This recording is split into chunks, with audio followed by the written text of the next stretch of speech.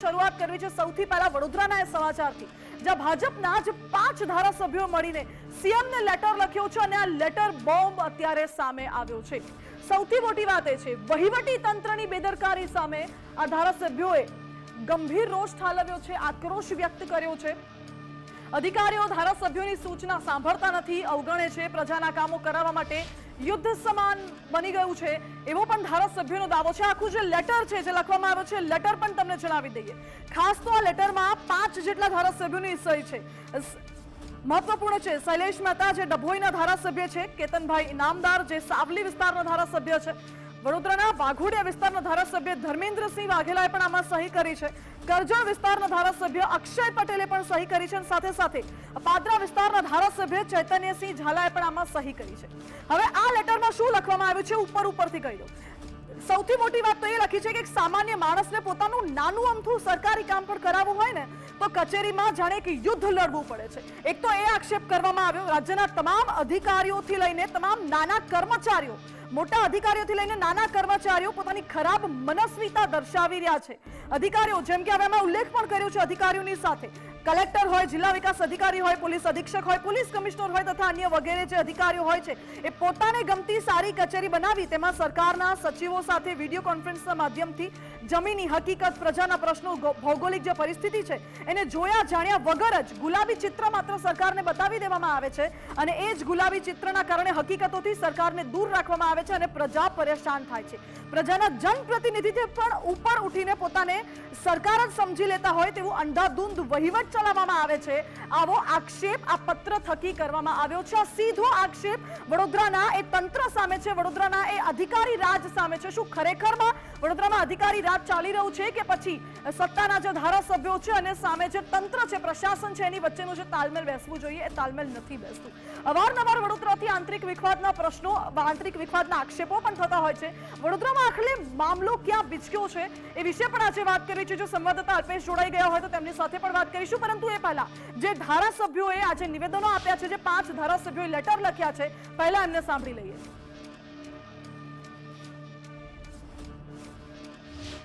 સામાન્ય વ્યક્તિઓ અને જે સાચા વ્યક્તિઓની જે અવગણના અધિકારીઓ કરતા હોય છે એને લઈને આજે પહેલાં તો અમે મૌખિક ઘણી વખત રજૂઆત કરી છે, આજે અમે એમને પત્ર દ્વારા મુખ્યમંત્રી સાહેબને રજૂઆત કરી છે કે ભાઈ આવા અધિકારીઓને અમે કડકમાં કડક કાર્યવાહી કરવી જોઈએ। અને બીજું કે માત્ર એક મેસેજ આપવા જ્યારે એ લોકો માગતા હોય કે અમે અધિકારી છે અને અમે જે ધારીશું એ જ થશે અને એના સાચી વસ્તુને પણ એ લોકો અલગ રીતે લઈ અને એને ધર્મના ધક્કા ખવડાવવાના અને ખોટી વાતને પણ જ્યારે સાચું કરવા માટે સક્ષમ છે એવું સાબિત કરવાનું, આ બધી જ વસ્તુ અમે પત્રમાં મૂકી છે। બીજું કે વિડીયો કોન્ફરન્સ દ્વારા માં લગભગ મેજોરિટી ટાઈમ એમનો જતો હોય ત્યારે ચાલુ દિવસે સામાન્ય અરજદાર કે સામાન્ય નાનામાં નાના નાગરિક વ્યક્તિ એ પોતે જ્યારે ત્યાં આગળ એના કામ માટે જતો હોય તેને કલાકો સુધી બેસી રહેવું પડતું હોય અને ના હોય તો ધક્કા ખાઈને પાછું આવવું પડતું હોય। આ બધી જ પરિસ્થિતિથી અમે માનનીય મુખ્યમંત્રી સાહેબને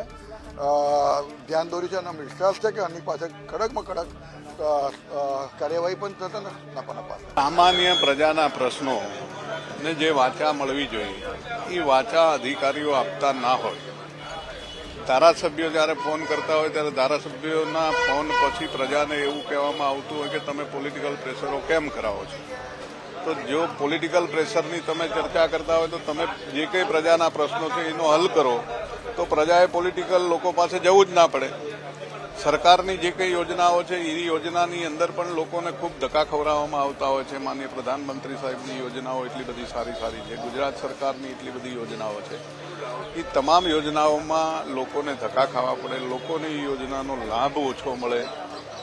સામાન્ય પ્રજાને સામાન્ય કામો હોય એની અંદર પણ તમે એ લોકોને ધક્કા ખવડાવો।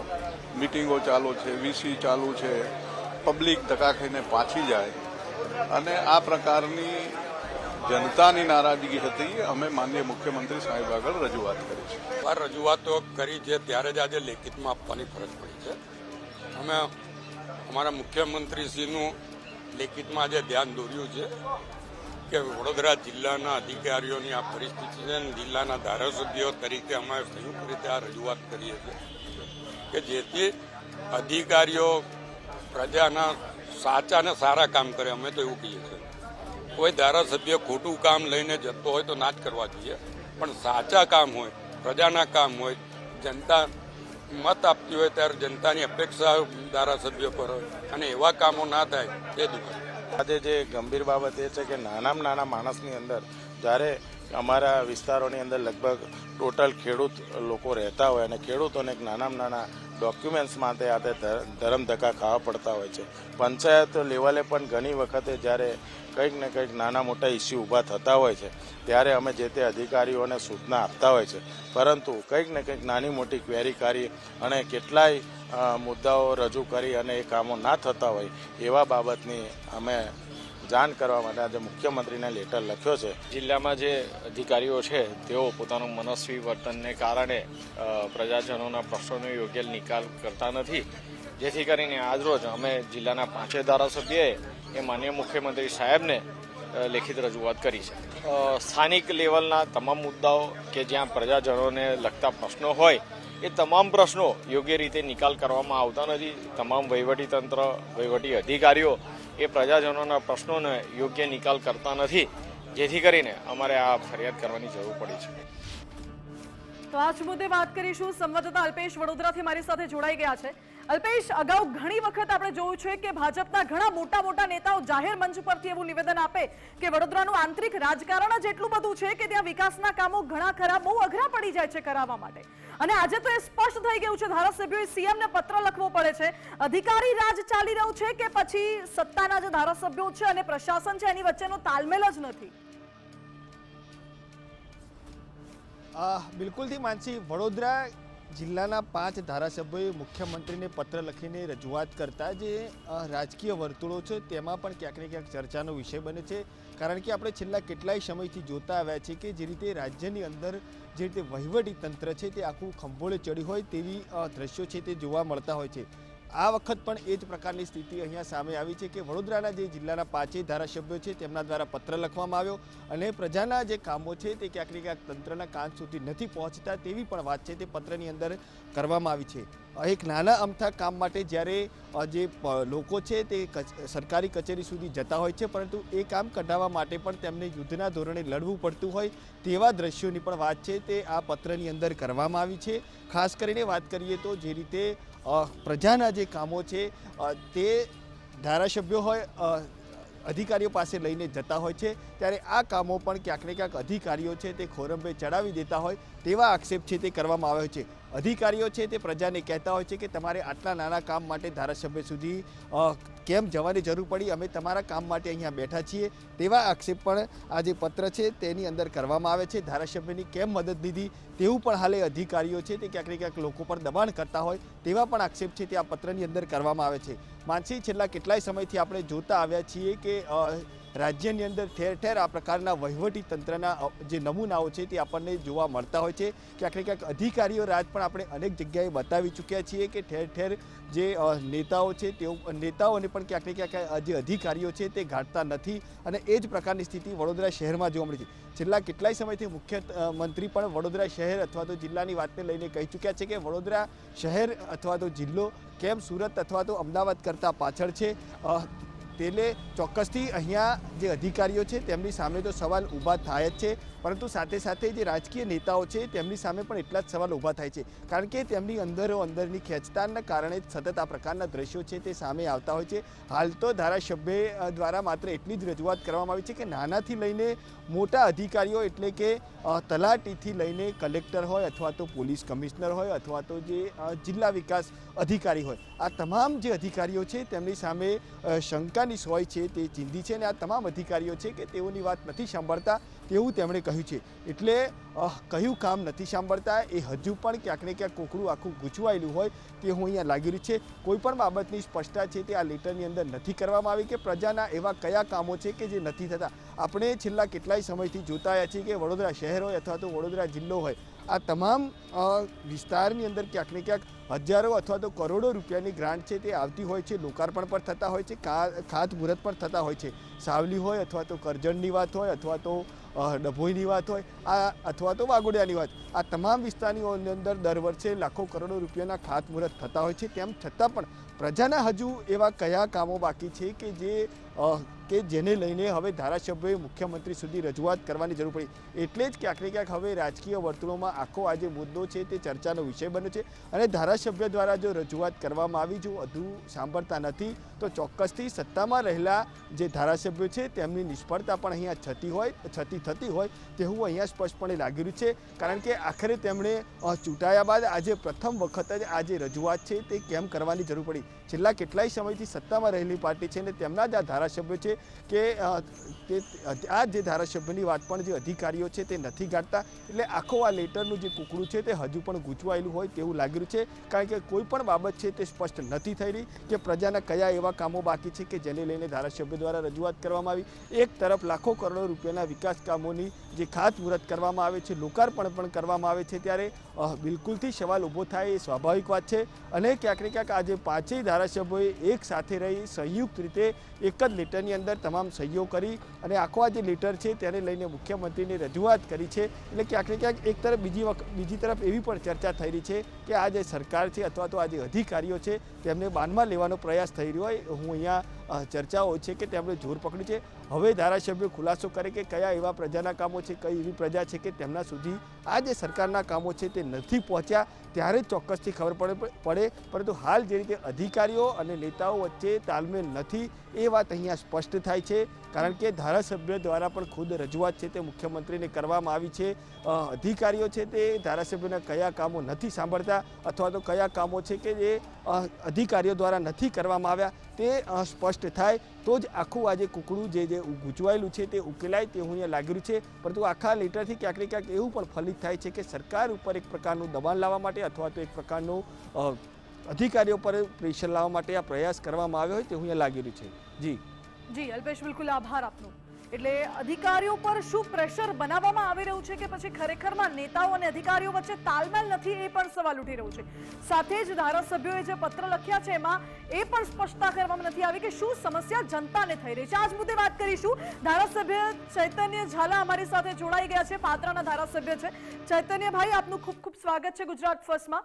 સાહેબ, 5 જેટલા ધારાસભ્યોએ સીએમને પત્ર લખ્યો છે અને રજૂઆત કરી છે કે અધિકારીઓ સાંભળતા નથી. ઘણા ખરા અધિકારીઓના હોદ્દા પણ આમાં મેન્શન કરવામાં આવ્યા છે. પરંતુ સાહેબ, અસમંજસ તો એ છે કે એવા કયા પ્રજાના કામો છે કે જે થયા નથી, અટક્યા છે? અને જો એવા અટક્યા છે તો આટલો સમય 2-3 વર્ષ વીતી ગયા પછી તમે સીએમને રજૂઆત કરી? એ બાબતે ધ્યાન દોરવા માંગે કે ખાસ કરીને તો વડોદરા જિલ્લામાં જે તલાટીઓની પરિસ્થિતિ છે કે જ્યારે ગામજનો તલાટી પાસે પોતાના દાખલા કઢાવવા માટે કે નાની ત્યારે હું કહીશ કે તલાટીઓ એક પણ પોતાના સમયસર હાજર રહેતા નથી. અને જ્યારે એક દિવસ આવે છે અઠવાડિયામાં કે 2 દિવસ આવે છે ત્યારે જે તે ગ્રામજનોને વારે ઘડીએ ધક્કા ખવડાવીને તેમનું કામ કરી આપતા નથી. ખાવા છતાં પણ ગ્રામજનો ત્યાં ઠેરના ઠેર હોય છે, એમનું કામ થતું નથી, દાખલા મળતા નથી. જેથી કરીને તેઓ અમને રજૂઆત કરે છે કે અમારી આવી પરિસ્થિતિ છે. જ્યારે અમે જિલ્લા વહીવટી તંત્રને વાત કરીએ છીએ, રજૂઆત કરીએ છીએ કે આવી રીતે સ્થાનિક લોકોને મુશ્કેલીઓ, તેમ છતાં પણ તેઓ આ બાબતે લાવતા નથી. ગ્રામજનોના પ્રશ્નોનો નિકાલ થાય એવી કોઈ વ્યવસ્થા ગોઠવતા નથી. અને આની આ ફરિયાદો વારંવાર ચાલુ જ રહેતી હોય છે. જેથી કરીને આજે અમારા 5 ધારાસભ્યોએ મુખ્યમંત્રી સાહેબને લેખિત રજૂઆત કરવાની જરૂર પડી છે. સાહેબ, લેટરમાં આપે લખ્યું છે કે ફૂલ ગુલાબી ચિત્ર અધિકારીઓ સરકારને રજૂ કરે છે અને જમીની હકીકત નથી દર્શાવતા. તો શું ફૂલ ગુલાબી ચિત્ર બતાવવામાં આવી રહ્યું છે? એવું શું છે જે ઉપર છલું બતાવવામાં આવી રહ્યું છે અને સરકારને છેતરવામાં આવે છે? શું છે? જી, આ જે મેં તમને પરિસ્થિતિની વાત કરી, તો જ્યારે ગ્રામજનો પોતાની ફરિયાદનું નિરાકરણ નથી કરી શકતા, વારંવાર ધક્કા ખાવા પડતા હોય છે, તેઓ વહીવટી તંત્ર બાબતે નારાજગી એમની હોય છે. તેમ છતાં પણ અધિકારીઓ દ્વારા સરકારશ્રીમાં નીચેની પરિસ્થિતિ સારી છે, તમામ પ્રજાજનોને ગ્રામજનોને સાંભળવા તેમની ફરિયાદનું નિરાકરણ કરવામાં આવે છે. આવી પરિસ્થિતિ, આવું ચિત્ર એ ઉપર બતાવવામાં આવતું હોય છે. જેથી કરીને જાણે કે આવી રીતે એક સારું ચિત્ર હોય કે કોઈને ફરિયાદ નથી, બધાના કામ સારા રીતે થઈ જાય છે, આવું ચિત્ર એ સરકારશ્રીમાં બતાવવામાં આવતું હોય છે, જેથી કરીને જે એકચ્યુઅલ પરિસ્થિતિ છે ગ્રામજનોની, જે પરિસ્થિતિ છે ફરિયાદની, તે અમે માન્ય મુખ્યમંત્રી સાહેબને રજૂ કરી છે. સાહેબ, અત્યાર સુધી ઘણા ખરા મોટા નેતાઓ પણ જાહેર મંચ પરથી કહી ચૂક્યા છે કે વડોદરાના રાજકારણનું કોકડું તો એવું છે કે જેને ઉકેલવું ખૂબ અઘરું છે અને એમાં વિપક્ષ સતત આક્ષેપો કરતું હોય છે વિકાસના કામોને લઈને. અને આ વચ્ચે તમે જે 5 ધારાસભ્યોએ સીએમને પત્ર લખ્યો છે એ વિપક્ષની વાતને સાબિતી પૂરી પાડે છે કે હા ભાઈ, વડોદરામાં આવી બધી સમસ્યાઓ છે. આ વાત તો વડોદરાના રાજકારણની નથી.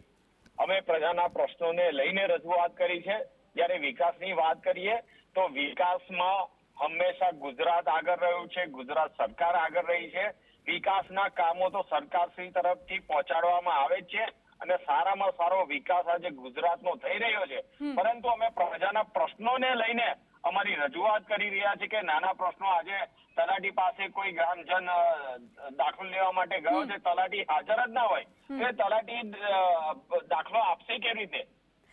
કોઈ એવા અધિકારી, કોઈ એવા તલાટીનું આપ નામ લઈ શકો કે જેના કારણે બહુ જ બધી હાલાકી થઈ રહી છે? ઘણા બધા તલાટીઓ છે મારા પાદરા તાલુકાના. હું અત્યારે કહું 5:17 થઈ છે, 6 વાગ્યા સુધી એમનો સમય હોય છે. તમે કોઈ પણ ગામમાં તપાસ કરી શકો છો, એક પણ તલાટી હાજર નહીં મળે. આ હું દાવા સાથે કહી શકું છું. અચ્છા, ઓકે ચૈતન્યસિંહ, આપનો ખૂબ ખૂબ આભાર અમારી સાથે જોડાવા માટે. મહત્વપૂર્ણ છે કે ધારાસભ્યોનું મત એ છે કે પ્રજાના જે કામો અટકી રહ્યા છે, પ્રજાના જે કામો નથી થઈ રહ્યા, એને લઈને અમે આ બાબતે સીએમને રજૂઆત કરી છે. બીજી બાજુ હજુ સુધી અધિકારીઓ તરફથી કોઈ ઔપચારિક વાત કહેવામાં નથી આવી કે ખરેખર શું છે, કારણ કે જ્યારે પણ આવો કોઈ મુદ્દો સામે આવતો હોય છે તો બે બાજુ, બે પાસા ચકાસવા ખૂબ જરૂરી બની રહેતા હોય છે. અને હાલ તો ધારાસભ્યોએ પોતાનો મત રજૂ કર્યો છે, સરકારને પત્ર લખ્યો છે. અધિકારી તરફથી કોઈ સ્પષ્ટતા આવી નથી કે ના કોઈ સ્પષ્ટતા અધિકારી પાસે હાલ તો લેવામાં આવી છે. એટલે આખો મામલો ક્યાં ગૂંચવાયેલો છે? શું ખરેખર વાત માત્ર તાલમેલ નથી બનતું કે પછી અધિકારીઓ કામ નથી સાંભળતા કે કામ કરતા નથી, ત્યાં સુધી જ સીમિત છે કે પછી આગળ વાત કંઈક અલગ છે? એ સવાલ છે હજુ તો.